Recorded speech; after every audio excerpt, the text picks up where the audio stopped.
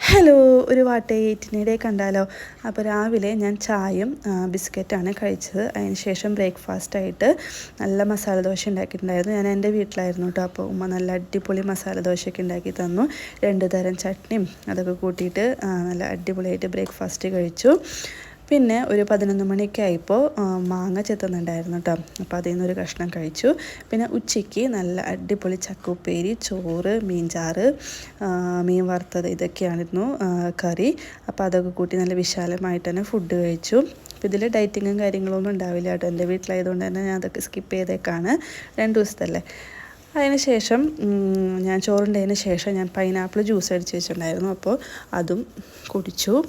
പിന്നെ റെസ്റ്റാണ്.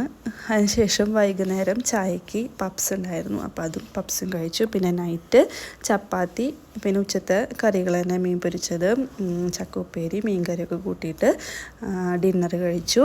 പിന്നെ കിടക്കാൻ നേരത്ത് കുറച്ച് മാങ്ങയും കൂടിയും കഴിച്ചു. അപ്പോൾ അത്രയ്ക്കുള്ളൂ.